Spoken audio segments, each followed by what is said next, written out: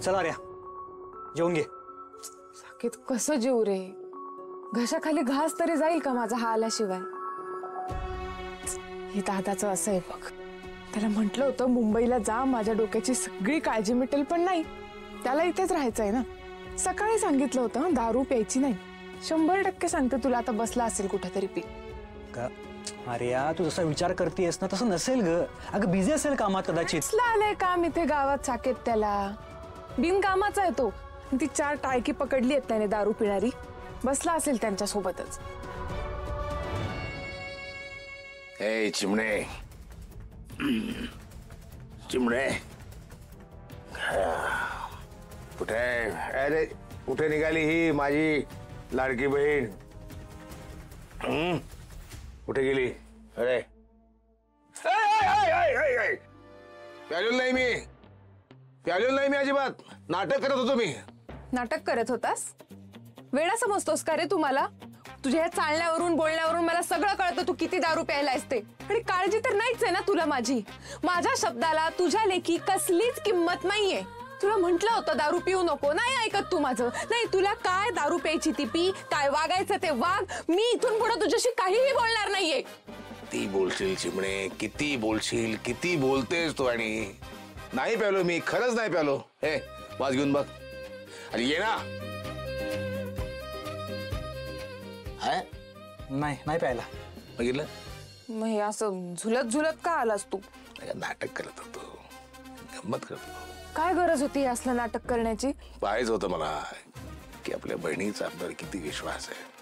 तुला सांगितलेलं मी, तुला शब्द दिलाय ना मी नाही पिणार म्हणून. बस नाही पित मी. चुकलं माझं, सॉरी.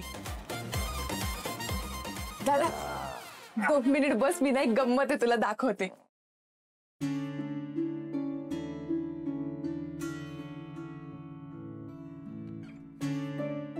दादा, माझ्या बिझनेसची पहिली कमाई, पहिलं प्रॉफिट.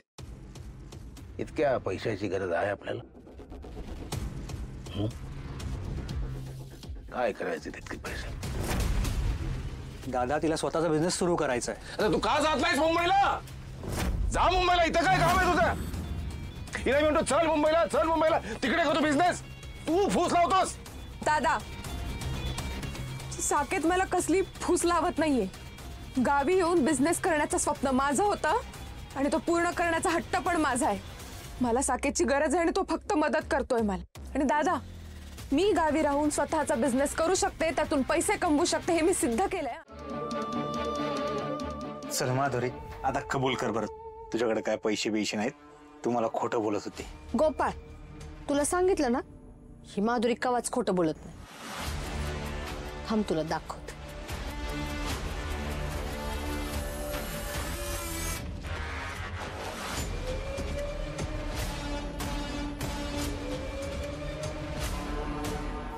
बघ माधुरी, तुझ्याकडे खरंच पैसे आहेत की? सॉरी, मी तुझ्यावर विश्वास नाही ठेवला. आता बसला ना विश्वास? कायमचा बसला. मग सांग, आपण कधी पळून जायचं? माधुरी, मला या पैशाची खरंच काही घेणं देणं नाही बरं का. तुझ्याकडे हे पैसे नव्हते तेव्हा सुद्धा माझं तुझ्यावर एवढंच प्रेम होतं आणि इथून पुढे पण असणार आहे. मी आता जातो दुकानावर, दुकान बंद करायचंय. पक्या मामा पण कधी पण येईल. तू उद्या सकाळी मला दुकानावर भेटायला, आपण पुढचं बोलू. आणि हे पैसे असेच ठेवू नका इथं. काय लोकांची नियत बियत चांगली नसते.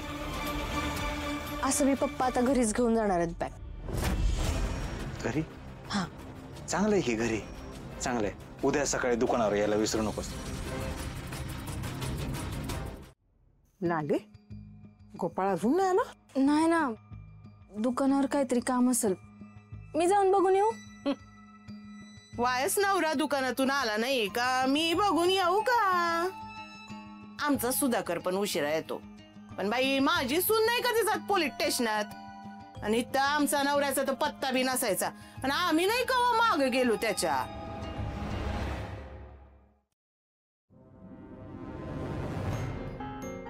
सगळे इथं. जामकर साहेब कुठे आहेत? अहो, ते गेले दुपारीच घरी. असं कसं गेलं? ते तर आज रात्री मुक्कामाला थांबणार होते ना. बरं झालं की गेलं ते. नको ते माणसं पाहिजे कशाला आपल्याला घरात, हा? आणि तू कशाला त्यांना घेऊन आला होता रे? माझं घर म्हणजे काय आश्रम आहे होय? आप्पा माफ करा, मी जरा वेगळा विचार केला. म्हटलं त्यांना आजचे दिवस घरी आणलं, पाहुणचार केला तर कर्जाचे पैसे कमी करतील. हा, तो करतोय कमी. उलट जाताना आठवण करून गेला मला. हा, कमी करतोय मग. ए चल जेवायला वाढ. हा हा.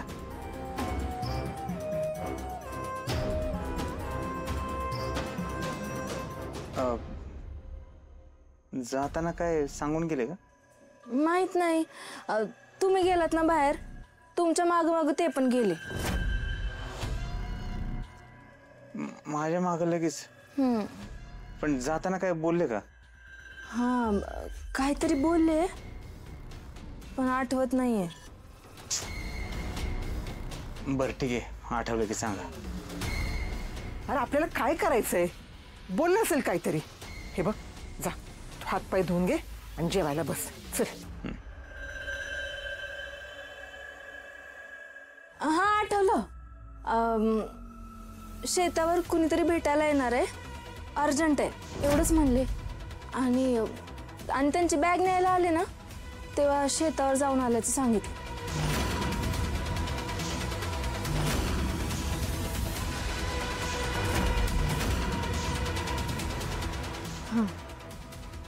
आता चला जेवायला.